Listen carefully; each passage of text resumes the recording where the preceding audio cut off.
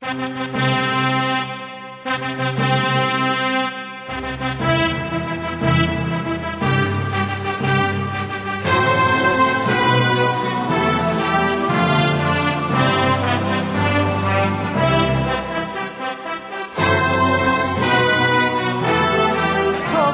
and gentlemen,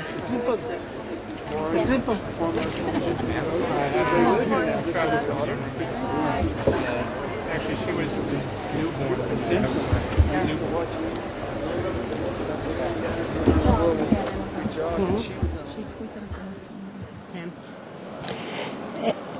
Good evening, Erev Tov, honored guests.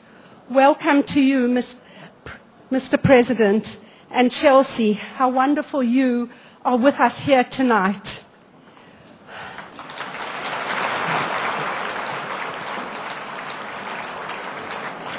Mr. President, this is the most important night in our lives. You honor not only Beit Issie Shapiro this evening, but some 160,000 children in Israel with developmental disabilities and their families. Your presence here tonight brings them hope and promise, and a very loud and clear message that the President of the United States of America recognizes children with special needs and that their rights must undoubtedly be upheld and secured. 25 years ago, on the death of my father, Issie Shapiro, Beit Issie Shapiro started a path treating 16 children with severe developmental disabilities, a path which has been filled with many challenges and joy, growth and development, many triumphs and much satisfaction. Today, Beit Issie Shapiro serves 15,000 people each year. 8,000 children and adults receive direct therapeutic services, and the remaining 7,000 benefit from training, youth leadership, volunteerism, and other related community programs, which include improving legislation in Israel for people with disabilities. Mr. President, during your tenure in the White House, you earned the admiration and respect of the entire disability world by passing major legislation with major significance, and in doing so, you secured the rights of people with special needs to education and to equal opportunities for employment in the United States. In your speech on the occasion of the 9th anniversary of the Americans with Disabilities Act in 1999, you referred to 3 core principles for your administration's disability policy: inclusion, independence, and empowerment. And you gave hope to the American people for a society which upholds the rights of all its citizens to equal opportunities. We in Israel are catching up, in no small way due to the influence of your own late disabilities advisor, Professor Stan Herr. Stan was the Trump Institute at Beit Issie's first visiting professor and was instrumental in bringing about the enlightened equal opportunities and early intervention laws in Israel. Mr. President, besides all these qualities, I admire you for yet another one, your choice of friends. One need only ask the families of Beit Issie Shapiro what it means to have Eddie and the Trump family's compassion and friendship. Eddie and the family have played a major part in making my late father, Issie Shapiro's dream come true. We could not have wished for more caring and loving supporters, and I can only hope and pray that the Lord will bestow his richest blessings on you, Eddie, for continuing your parents' path. Their decision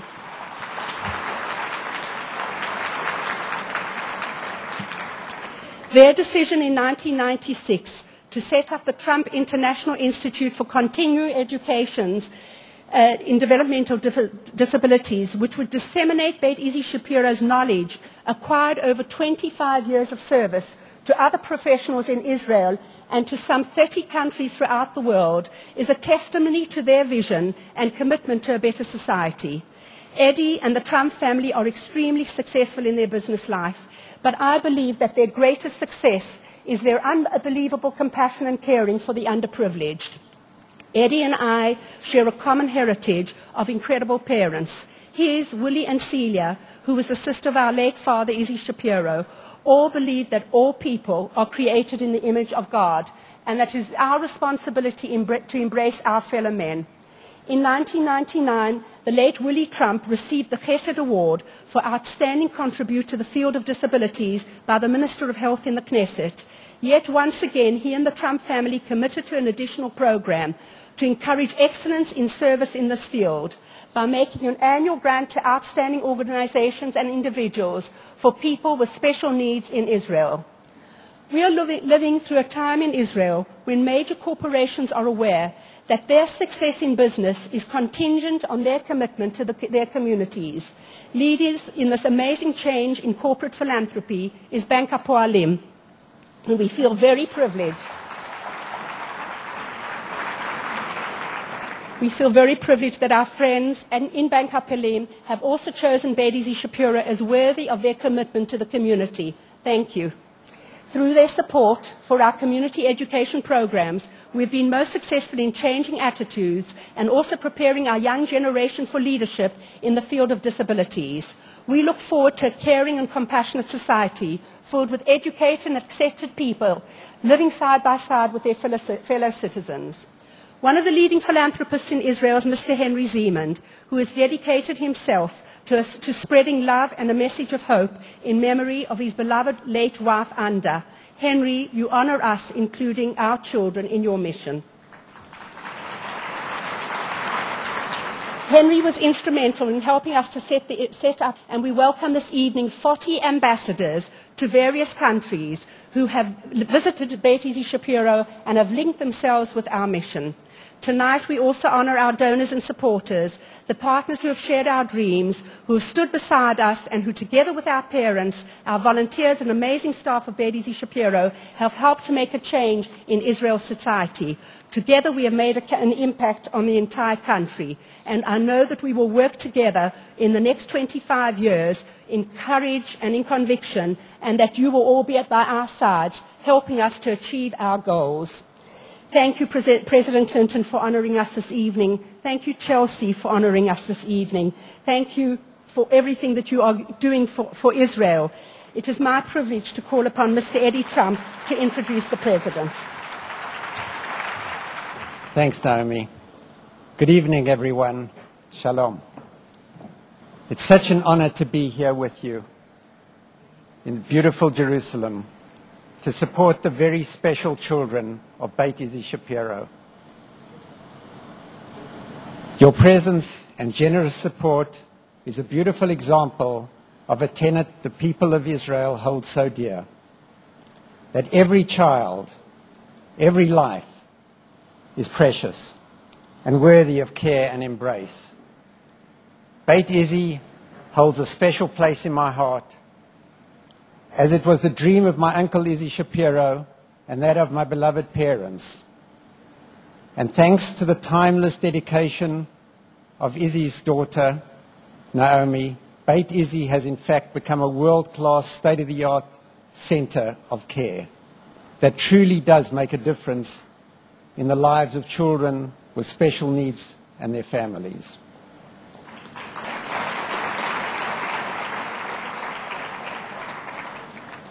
That is why tonight I have the great privilege of introducing perhaps the most important man of the 21st century, because he too recognizes Beit Issie as a center of solutions. His presence tonight will surely illuminate as a beacon of light for children in need everywhere. We all know him as a distinguished world leader, a global visionary, a man who has made a lifetime commitment to public service. But I've had the extraordinary good fortune to come to know the President behind the scenes, traveling and spending the quiet times. And I can tell you, he is nothing short of amazing. He is profoundly inspiring. What I've seen in him is a man with a mission, on a quest for solutions to the world's problems. What I have seen is a man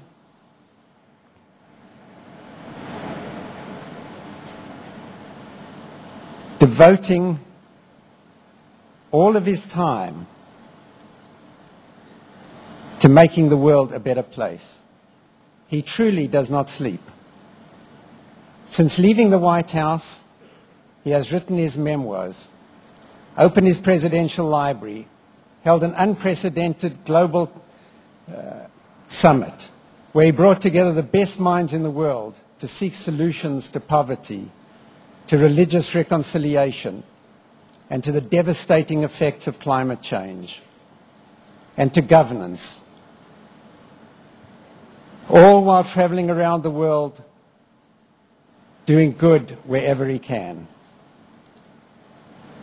His foundation is truly a reflection of the man and his values. Its mission is to strengthen the capacity of people around the world to meet the challenge of global interdependence. One of its signature initiatives is its HIV/AIDS program, which works to help those living with HIV/AIDS to access more affordable care and treatment. And to this end, he has been immensely successful. I could go on and on. The Foundation has so many programs helping people in so many ways, but I think it would take far too long. And I might tell you that, unfortunately, the President and his family are going to be leaving soon after he speaks, because unfortunately they are going to Jordan to pay their respects, well, unfortunately for the horrible incident that occurred there. Let me tell you that it's not just his grand and global achievements that are remarkable. It's the small acts of kindness. It's the endless compassion that he shows to mankind that is the true measure of this great man. How often I've seen it. I saw it in Houston, in New Orleans, how he reached out to those who had lost everything. I watched in awe as he held out his hands and opened his heart to thousands, and at the same time consoled dozens, one by one. We all witnessed the same compassion in Asia, in the aftermath of the tsunami. Tonight, the President recognizes the promise and potential of Beit Issie Shapiro to do just that for children with special needs all over the world. Tonight, Bill Clinton shines a bright light on Beit Issie Shapiro. And for this, we will be eternally grateful. Simply put, Bill Clinton is a torchbearer, intent on seeking out and sharing maverick solutions that can benefit mankind. Ladies and gentlemen, a man I have truly come to admire and love, my dear friend, a dear friend of Israel and a dear friend of the Jewish people, the Honorable 42nd President of the United States of America, William Jefferson Clinton.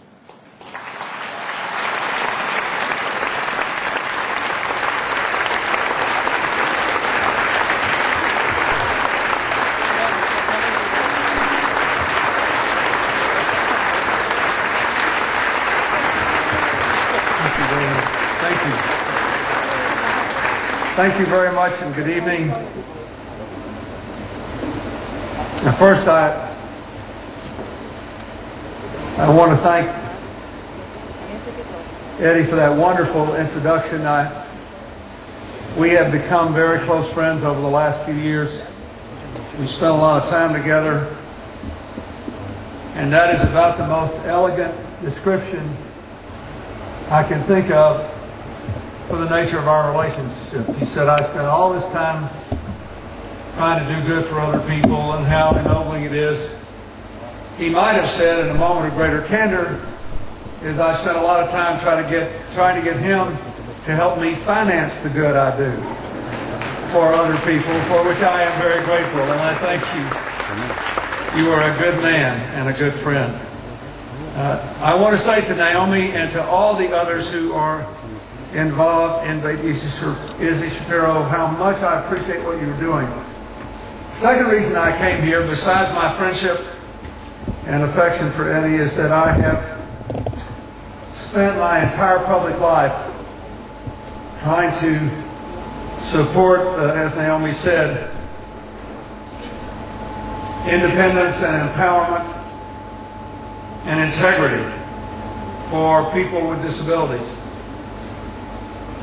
Well over 20 years ago, when I became a young governor, without so much as planning it, I realized one day that at a governor's meeting, and I had quite a small staff, but I was the only governor in the entire United States that had two people who were completely sightless working for me. And they had, one of them was my caseworker, whose job it was to take care of everybody's problems, most of which had nothing to do with physical disability.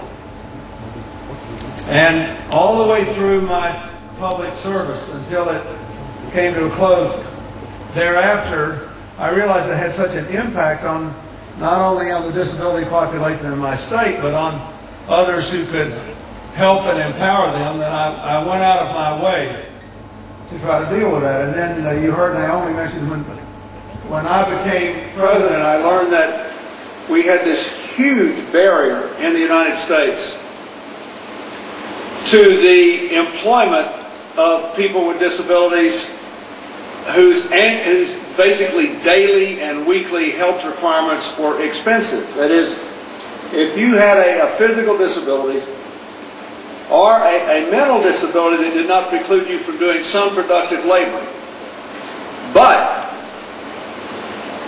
you couldn't afford to pay for your own health care, which was nearly always the case under the system that existed before we changed. And there's a former congressman from Florida here, Peter Deutsch, who voted for this bill, so I want to thank him for doing this. Thank you very much. Here's what the law used to be. If you were, no matter what you could do for a living, no matter how much money you could earn, a lot of people with disabilities have medical costs that are $30,000, $40,000, $50,000 a year. So under the old law, if you took a job making, let's say, $40,000 a year, you couldn't be insured with health insurance because your health care costs $50,000 a year.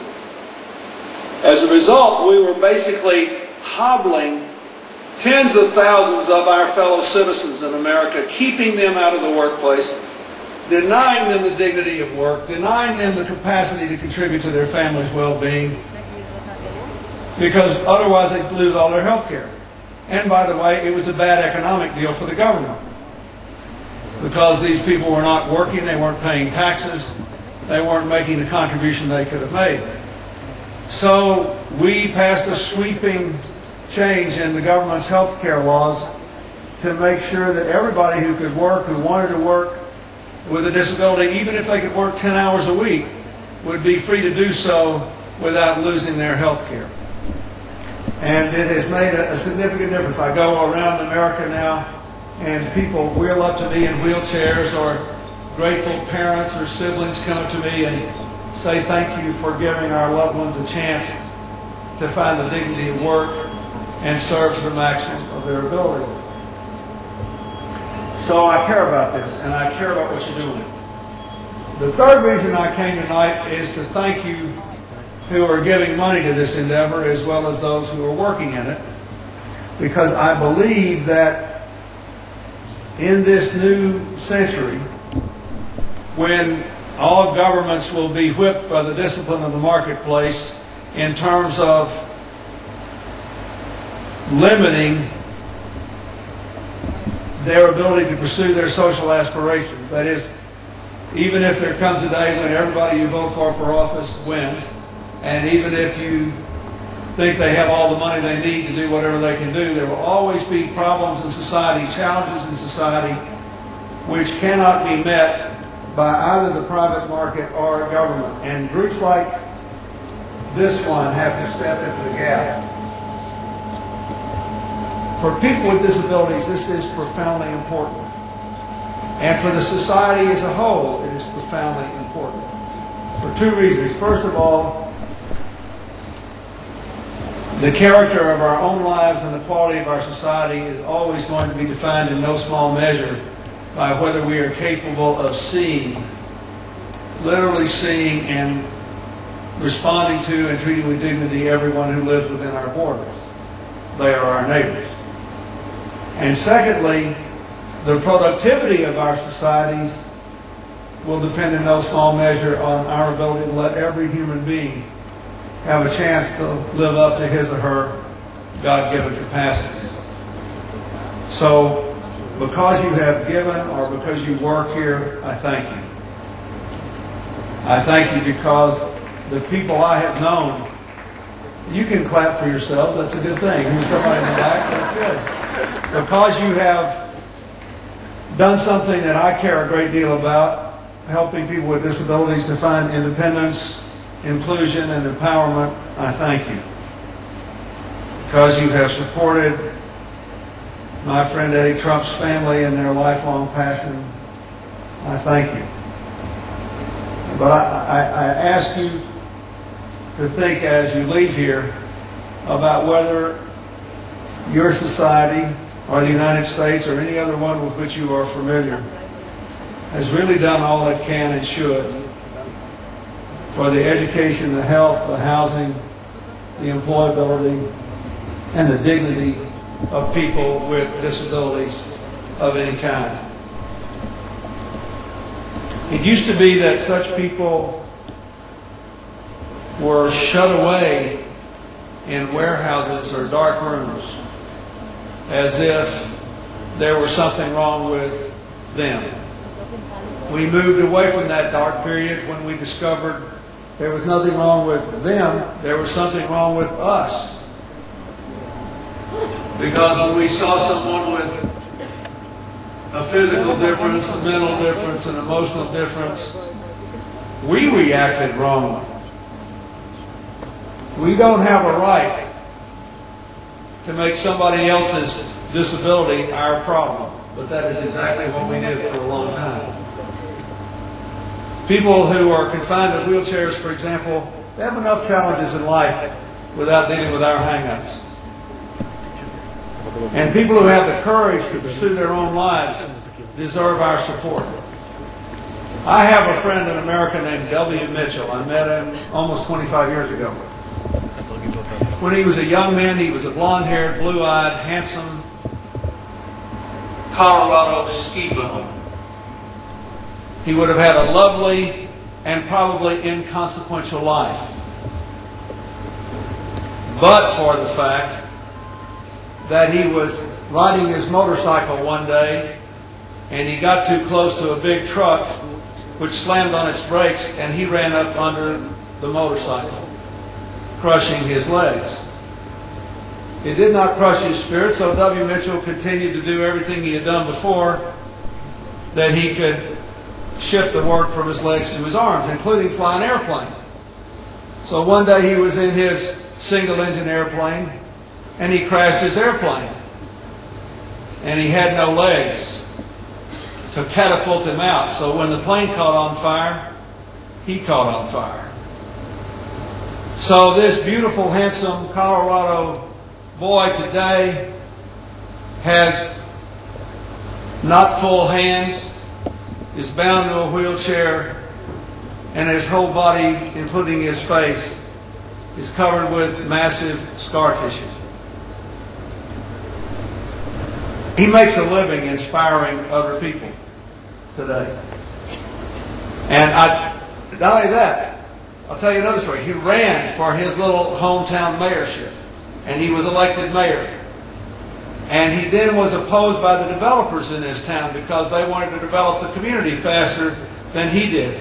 And he told his electorate, he said, I think most of you agree with these developers, and I don't. I do not want a single, solitary vote because of my disability.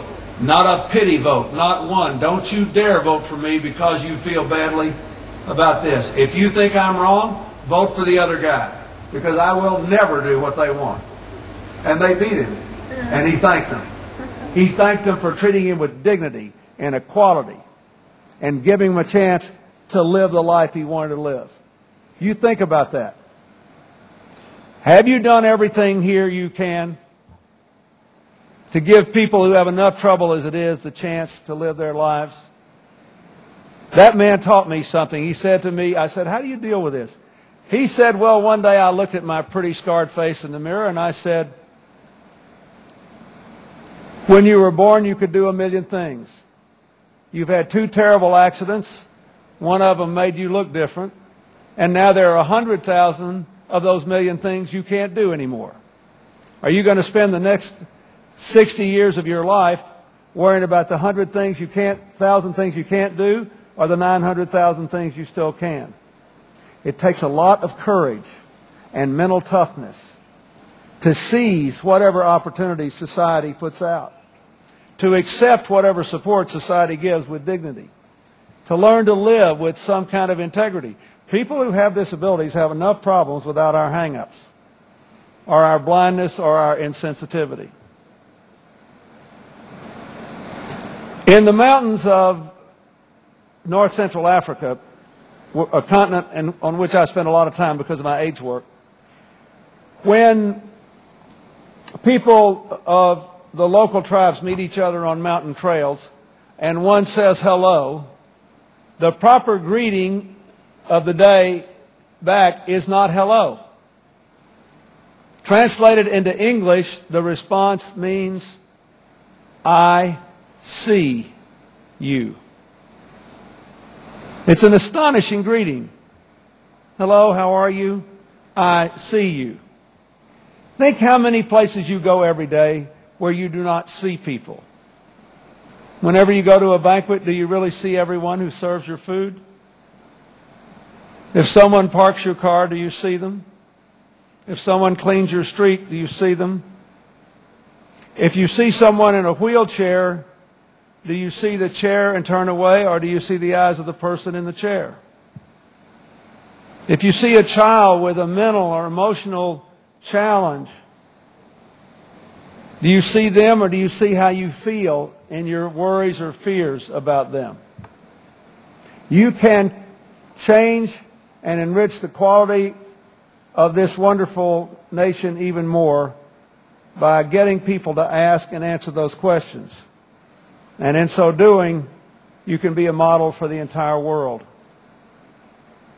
All the people on earth have something from which we can learn and something they can give. Sometimes I think the biggest disabilities that we have to remove from their path are those that are in our own minds and hearts. Thank you for doing your part.